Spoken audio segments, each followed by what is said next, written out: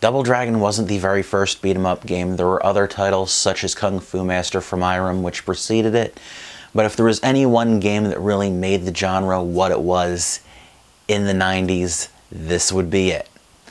It was developed by Technos Japan as a successor to its title Renegade, which was actually the very first Kunio-kun game.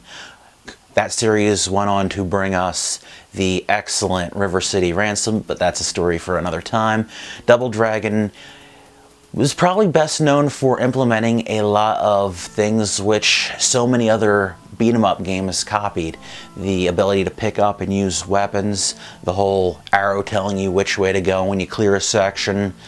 So many of that seemed to have its start with Double Dragon. For the unfamiliar, Double Dragon is the story of twin brothers Billy and Jimmy Lee out to rescue Billy's girlfriend Marion from the Black Warrior street gang. It's your typical beat-em-up storyline, and all the exposition you need is shown right when you start the game. Double Dragon was ported to a large number of different game consoles and computer platforms of the time period.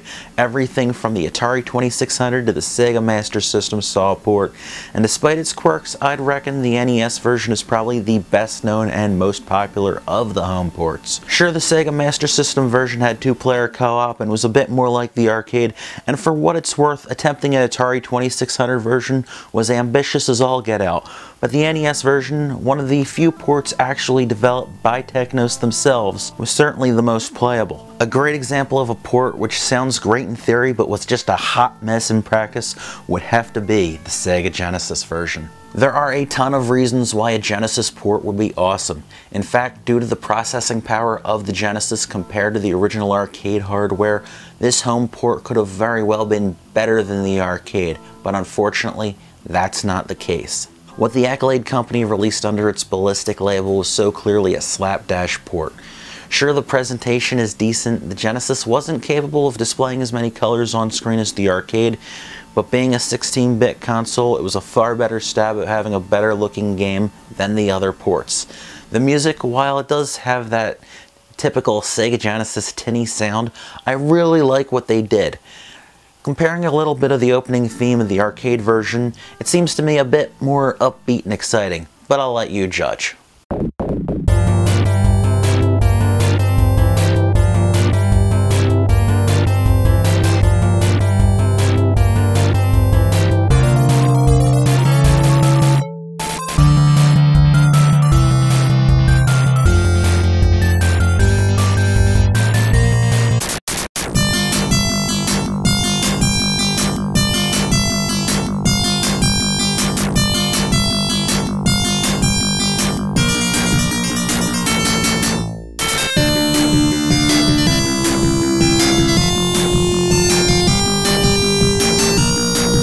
Presentation is one thing, but that's only one small piece of the equation. As we all know, especially nowadays, a game can look like $1,000,000, but it wouldn't mean anything if it played like crap.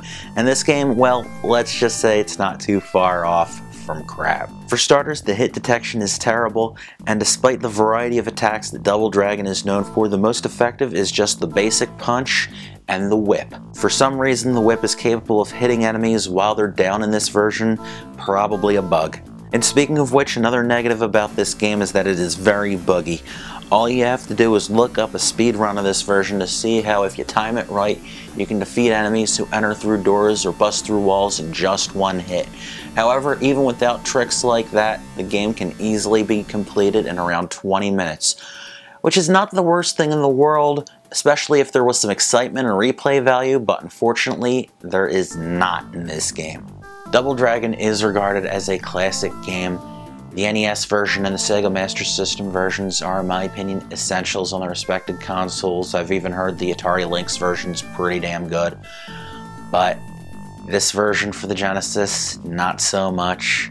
If you want to play some Double Dragon, there are much better ways to do so. If you don't own an NES, you have a Genesis, get yourself a Power Base Mini and play the Master System version. You can also go on your Xbox 360 and get an arcade version from Xbox Live Arcade. Just avoid this. Unless you're into train wrecks, then you might want to consider looking into this one. It will cost you a good like 30 bucks or so. It is a little on the rare side. Hope you've enjoyed this review. Thank you for watching. I'll see you next time. Take care.